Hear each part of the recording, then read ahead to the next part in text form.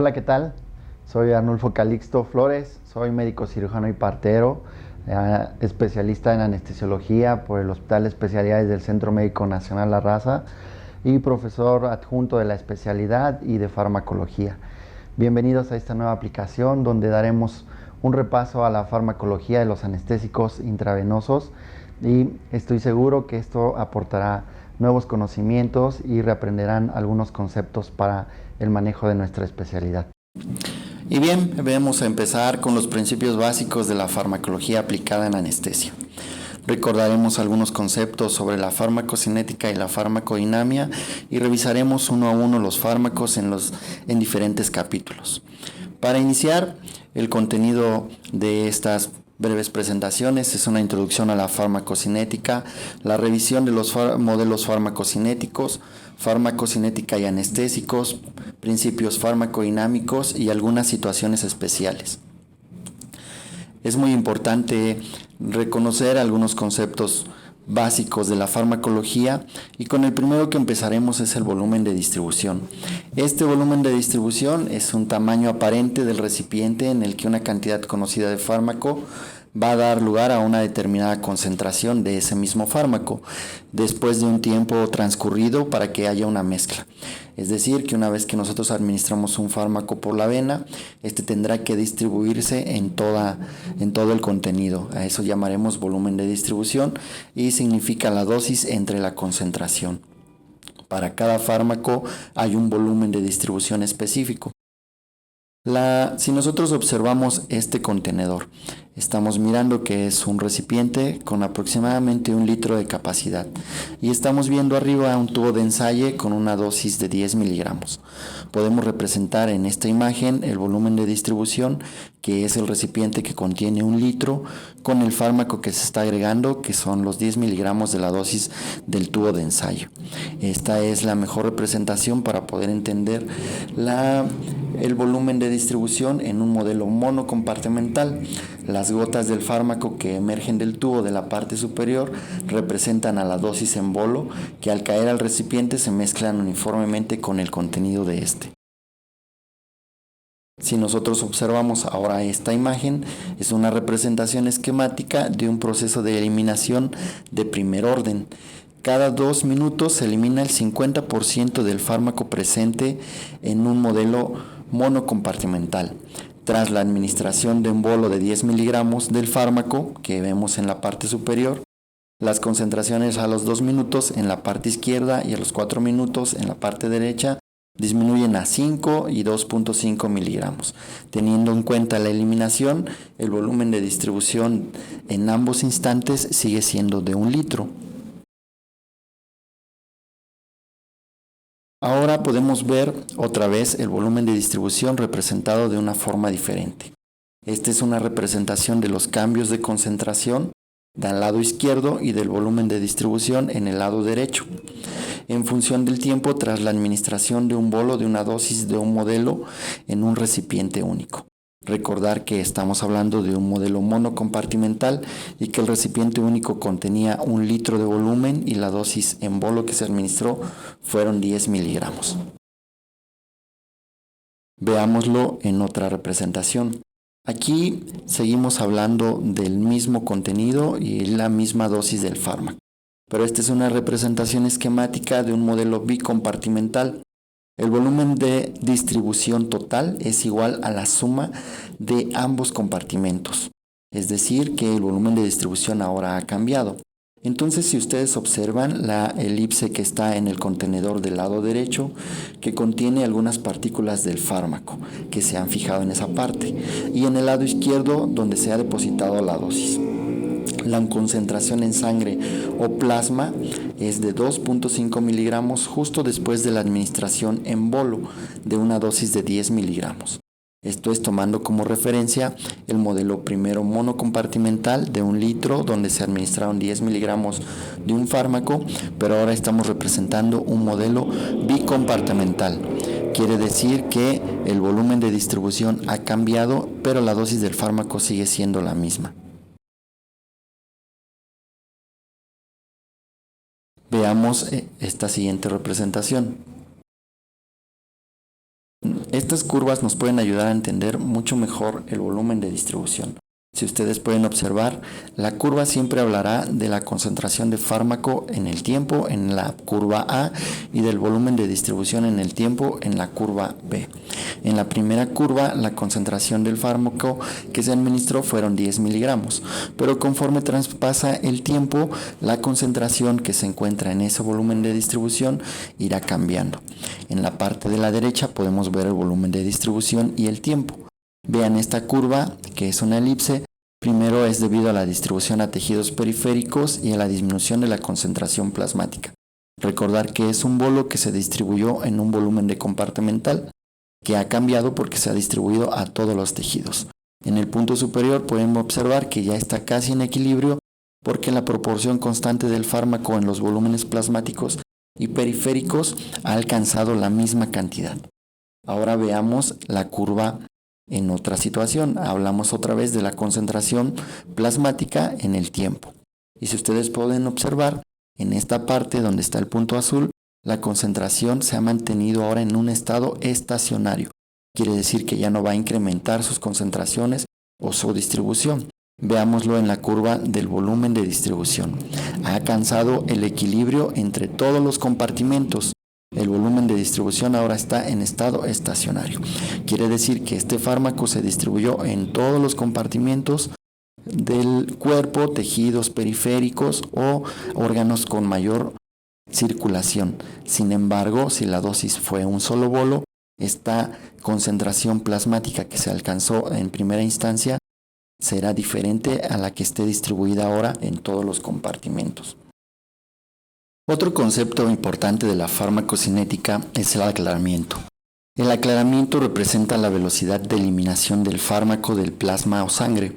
El aclaramiento comprende dos procesos: el aclaramiento sistémico, que es la eliminación del compartimento total, y el aclaramiento intercompartimental, que es un reparto entre distintos compartimentos.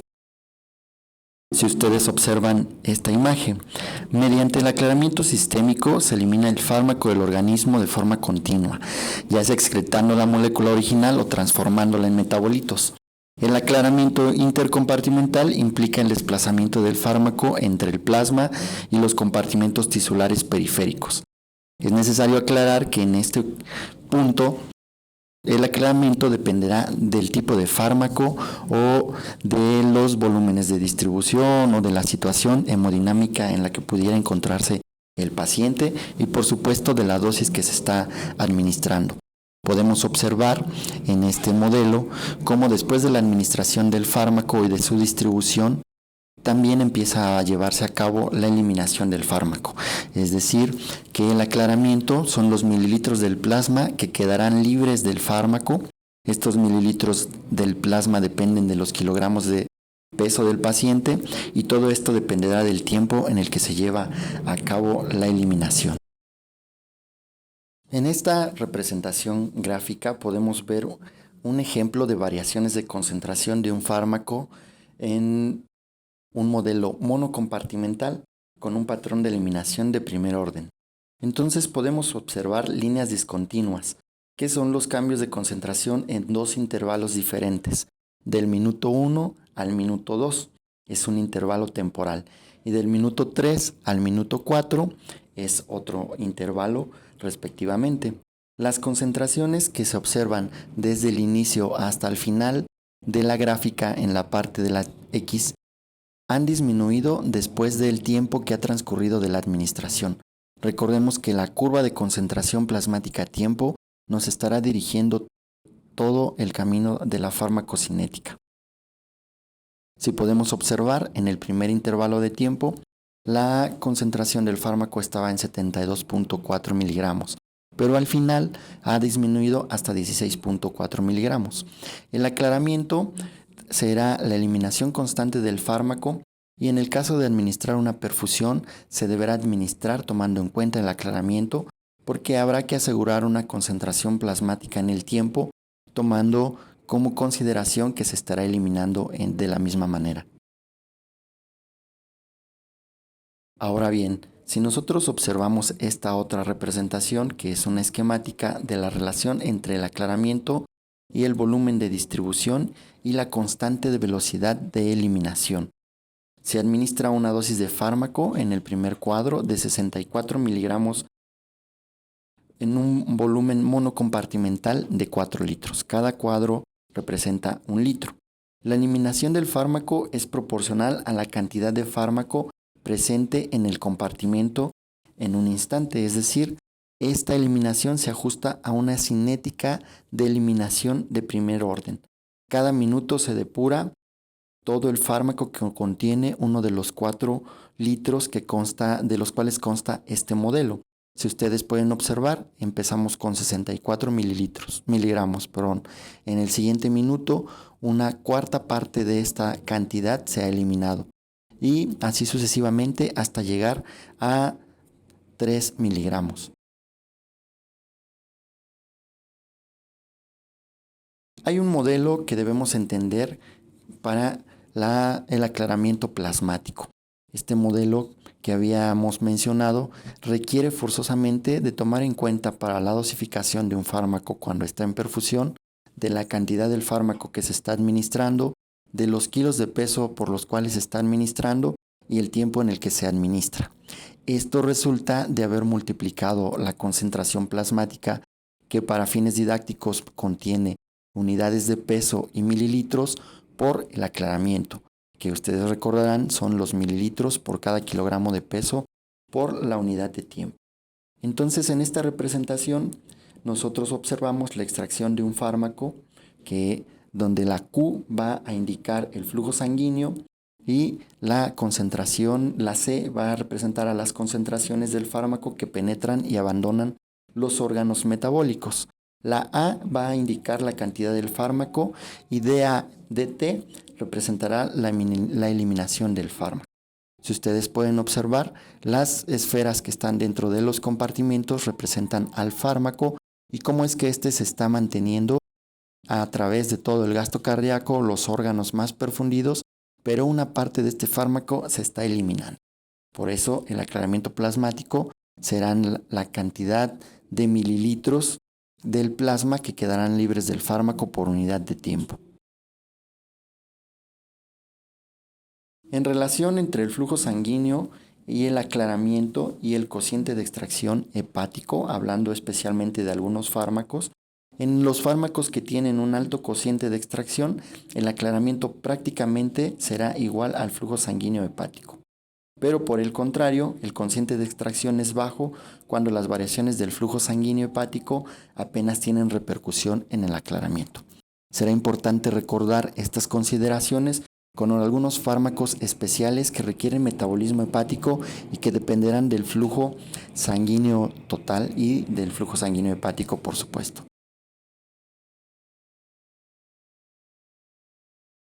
Aún faltan algunas variables de la farmacocinética que debemos de revisar, pero tomaremos esta nueva metodología. Haremos un repaso de los modelos farmacocinéticos y específicamente iremos recordando variables de la farmacocinética para poder entenderlos.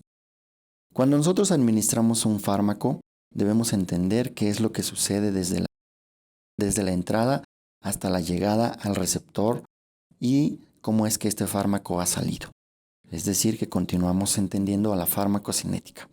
Con el objeto de entender todos estos parámetros, se han desarrollado modelos matemáticos que nos describen una aproximación de cómo el fármaco se ha comportado una vez que entra y sale del organismo. Para esto se han desarrollado modelos farmacocinéticos fisiológicos y por compartimentos. Los modelos fisiológicos se basan en datos fisiológicos y anatómicos de los órganos y los tejidos. Para utilizarlos es preciso conocer las concentraciones del fármaco en su entrada y salida del órgano que se esté estudiando, el flujo sanguíneo y el volumen de distribución del fármaco de dicho órgano. Conocer todos estos datos hará que la administración sea más segura. Otro tipo de modelos son los modelos compartimentales, y estos se construyen sobre las mismas bases que los modelos fisiológicos, pero con importantes simplificaciones. Los modelos farmacocinéticos compartimentales son estrictamente empíricos y se van ajustando de acuerdo a ecuaciones de concentraciones plasmáticas que se han observado durante el tiempo en una administración. Estos modelos pueden basarse en simulación, que se aproximan a la realidad después de haber administrado un fármaco. Podemos observar esta figura. Los modelos compartimentales que emplean para características del comportamiento de los fármacos anestésicos suelen ser monocompartimentales, bicompartimentales o tricompartimentales, según el número de exponentes de estos modelos que nosotros queremos utilizar o del fármaco del cual nosotros estemos hablando.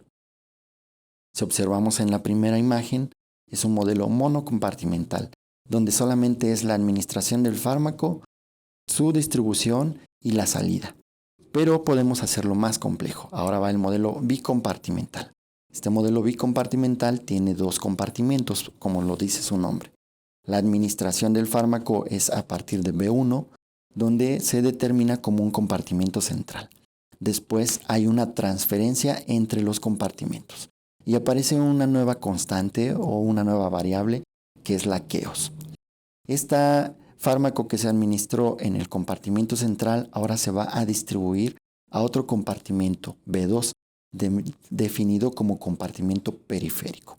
Aún con esta distribución, el aclaramiento o la eliminación del fármaco se está llevando a cabo. El modelo tricompartimental, que es el tercer ejemplo y que es el que más se ha utilizado en anestesia, es aún más complejo. Inicia con la administración del fármaco al compartimento central o B1 y a partir de esto la redistribución a los otros dos compartimentos, el compartimento B2, que está definido como un compartimento de equilibrado rápido, y el compartimento B3, que es un compartimento con equilibrado lento. Por supuesto, el aclaramiento o la eliminación del fármaco se está llevando en el mismo tiempo.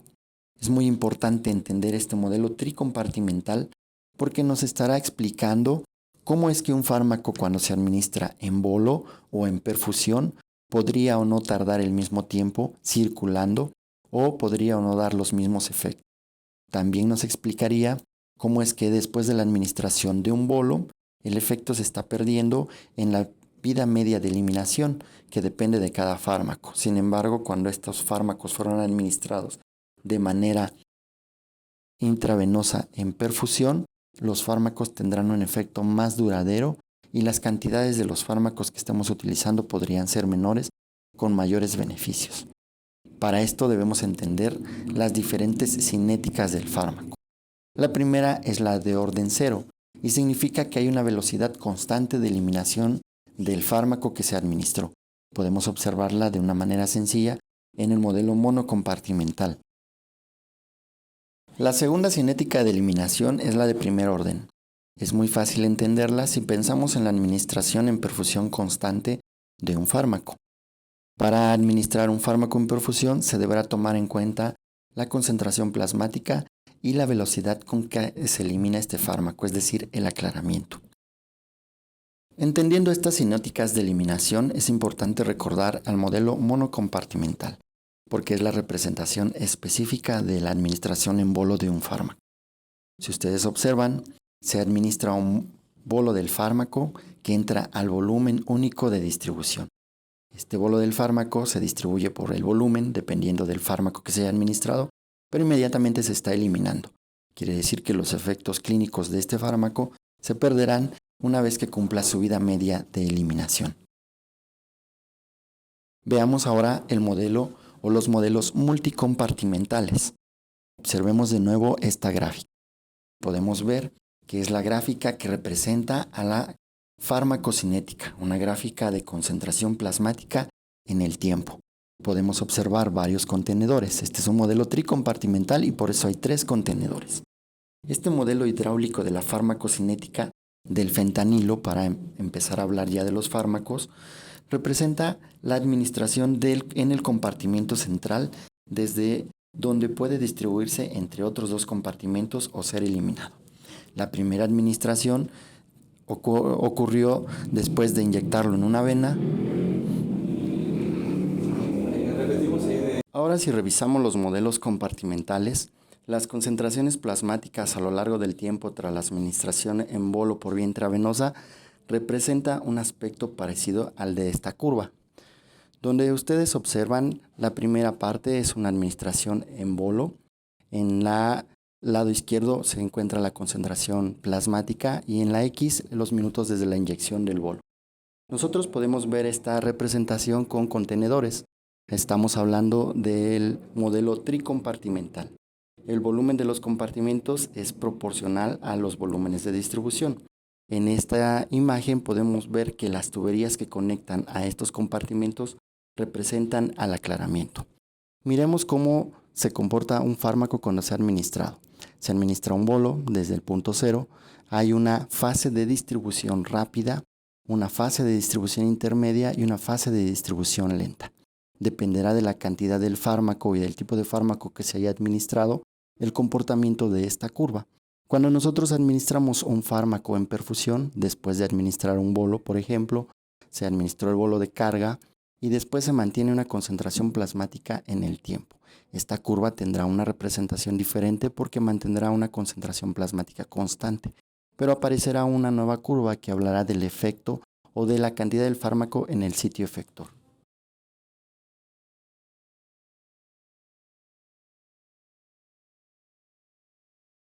Después de haber revisado estos primeros conceptos de farmacocinética, es muy importante entender que hay ciertas cuestiones de especial interés con respecto a los anestésicos y se refiere a las cinéticas iniciales, finales y a la histéresis, que son conceptos que describen cómo es que el fármaco haya ejercido o no cierto efecto una vez que se ha distribuido en los compartimentos y que ha alcanzado un equilibrio en todos ellos, desde B1, B2, B3 y ahora un nuevo compartimento definido como compartimento central. Empecemos con las cinéticas iniciales. Esta cinética inicial se refiere al comportamiento de un fármaco que se administra por vía intravenosa inmediatamente después de su administración. Si observamos esta gráfica, que representa otra vez la concentración plasmática en el tiempo, la concentración plasmática máxima de un fármaco depende de la velocidad con que éste se desplaza desde la sangre hacia los tejidos periféricos.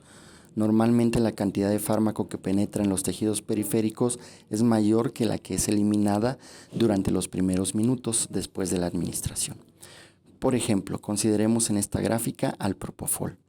Esta representa la acumulación de propofol en tejidos periféricos y la cantidad eliminada de este está en función del tiempo después de la administración del bolo.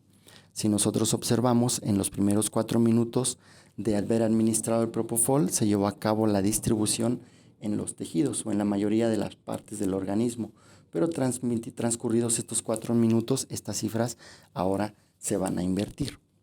Y esto dependerá de la cantidad del fármaco que también se está eliminando según el aclaramiento del que nosotros estemos mencionando. Si observan la curva de color azul, representa el propofol en los tejidos periféricos y la cantidad acumulada de propofol eliminado es la línea amarilla después de la inyección de un bolo. Si nosotros hablamos de un bolo de 2 miligramos por kilo de peso a un paciente de 77 kilogramos, 53 años de edad y 177 centímetros de altura, utilizando estos parámetros que se han publicado en modelos farmacocinéticos, podemos describir así su comportamiento. Es importante mencionar que la mayoría de estas cinéticas se ha estudiado y descrito a partir de la evaluación y de la administración en pacientes sanos sin patologías y recordar que los modelos farmacocinéticos son representaciones teóricas que se acercan a la realidad. Continuamos con estas cinéticas. En este modelo, donde podemos observar diferentes elementos, es un modelo que tiene recirculación en el que se considera el gasto cardíaco y algunas constantes que hacen que se retarde la administración del fármaco. Los problemas en la circulación, problemas pulmonares, etc. Podemos observar en la parte izquierda donde se ha inyectado un fármaco directamente a la aurícula derecha. El fármaco que entra al sistema o al flujo sanguíneo tiene diferentes compartimentos, aunque la representación más sencilla de hacer es a través de una línea. Es necesario mencionar que este sistema lineal no se acerca exactamente a la realidad, aunque es más fácil de entender. Que cada administración de un fármaco o cada bolo que se está administrando tiene un comportamiento en espigas porque depende del latido cardíaco y de su distribución a través de este latido a todos los compartimentos del organismo, si estamos hablando de un modelo tricompartimental. En esta figura nosotros podemos observar cómo se ha mezclado cada cantidad de fármaco que se ha inyectado en todo el gasto cardíaco y cómo es que ha llegado a los tejidos periféricos. A partir de esto podemos ver ahora las cinéticas finales del fármaco y vamos a entenderlo representando los tiempos de decremento en una perfusión que se controla para conseguir una concentración estable. Aquí podemos hablar nuevamente del propofol y de una concentración plasmática meta de 4 microgramos mililitro a los 30, 60, 90 y 120 minutos. Podemos observar cómo es que el propofol se ha equilibrado.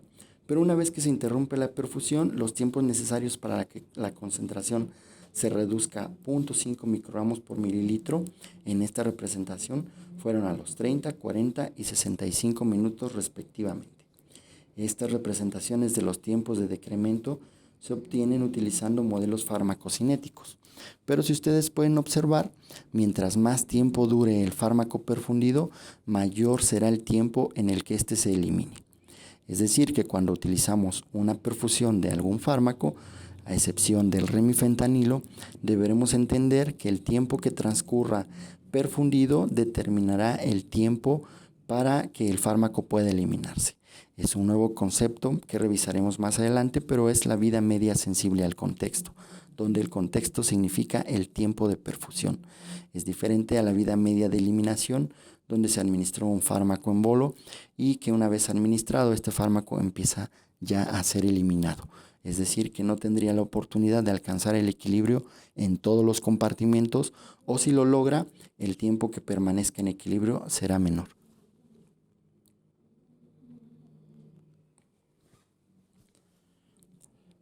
Entremos ahora con nuestros fármacos. Aquí tenemos representados a la mayoría de los fármacos que nosotros utilizamos para diferentes procedimientos. Vean ustedes que siempre estaremos hablando de la curva de concentración plasmática en el tiempo, porque estamos hablando de la farmacocinética. En la parte superior de la curva izquierda, de la gráfica izquierda, podemos observar almidazolam, propofol, tiopental y dexmedetomidina. 4 fármacos con diferentes efectos, y con diferentes receptores y mecanismos de acción. Podemos observar que el tiempo de decremento del 50 y del 80% para los sedantes, que está en la primera gráfica, y para los opioides, que está en la gráfica de la derecha, puede ser diferente de acuerdo al tipo de fármaco que se esté utilizando. Es muy interesante observar cómo el tiopental podría ser en ese grupo de fármacos el que tenga una mayor vida media sensible al contexto. Es decir, que una vez que se administra este fármaco en perfusión, el tiempo para alcanzar la eliminación del 50% de este después del cierre de la perfusión será totalmente diferente y mayor comparado con el propofol, por ejemplo, que en este caso sería el ideal para la administración en perfusión continua. Y veamos también la gráfica donde se representa a los opioides. Podemos ver que el fármaco que requeriría más tiempo para su eliminación después del cierre de la perfusión será el fentanilo, donde su vida media sensible al contexto podría ser mayor a 5 o 6 vidas medias de eliminación de este fármaco. Es decir, que por eso, en teoría, no es el mejor opioide para la administración en perfusión, a diferencia del remifentanilo, que no será sensible al contexto, es decir, que no importa el tiempo de perfusión, el remifentanilo se eliminará en aproximadamente 4 minutos después del cierre de la perfusión. Y veamos cómo es que se comportaron estos 2 grupos de fármacos. En la primera gráfica, recuerden que están a los fármacos hipnóticos, midazolam, propofol, tiopental y dexmedetomidina. Y en el lado derecho, a los opioides. Podemos ver en el eje de las ordenadas cómo se representa el tiempo necesario para alcanzar el porcentaje de decremento deseado, y en el eje de las abscisas, la duración de la perfusión. Los tiempos de decremento se calculan en este ejemplo utilizando modelos farmacocinéticos que ya han sido previamente empleados y publicados para cada uno de este tipo de fármacos. Ahora revisaremos otro concepto que en algunas ocasiones podría resultar un tanto complicado, que es la histéresis. Esta histéresis es el lapso del tiempo o el lapso temporal que transcurre entre los cambios de la concentración plasmática de un fármaco y la aparición de sus efectos. Podría mencionarse que es el retraso del tiempo que transcurre entre los cambios de concentración plasmática o desde que se administró el bolo hasta que llega al sitio efecto o a la biofase. Entonces, la histéresis representa este tiempo que tarda el fármaco en difundirse desde el plasma a su lugar de acción, más el tiempo necesario para ejercer su acción una vez que ha llegado a ese lugar. Para entenderlo, observemos esta imagen. Esta es una ilustración de la histéresis. El gráfico superior muestra un ejemplo con 3 dosis diferentes de propofol y las concentraciones plasmáticas resultantes. En el gráfico inferior se representa una simulación del efecto previsto sobre el índice biespectral. Podemos observar que dependiendo del tiempo y de la dosis que se ha administrado, será el efecto monitoreado por el índice biespectral. En estos ejemplos se asume que las cinéticas son lineales, independientemente de la dosis. Los efectos máximos se obtienen transcurrido el mismo tiempo. Y podemos observar ahora la línea A, al igual que la concentración máxima. Es decir, que el tiempo necesario para conseguir el efecto máximo en esta representación es de 1.5 minutos, aunque las concentraciones plasmáticas en los puntos C son diferentes. El valor del BIS es igual en ambos puntos. Se dice que existe histéresis entre la concentración plasmática y el valor del BIS. En estos ejemplos se han utilizado modelos farmacocinéticos previamente estudiados. Entonces, si ustedes observan, hay diferentes dosis en cada una de las representaciones. La línea amarilla representa una dosis de 0.5 miligramos, 0.7 el azul y 1 miligramo por kilogramo la línea roja. Una vez que se ha administrado el fármaco, se espera el tiempo para el inicio de los efectos o para que se establezca el efecto máximo, y ese tiempo se define como el tiempo de efecto pico, que es distinto para cada fármaco, pero que desde luego representará o será diferente según la dosis o la velocidad de administración. Teóricamente debería haber una correlación entre el índice biespectral y la concentración plasmática que se ha administrado.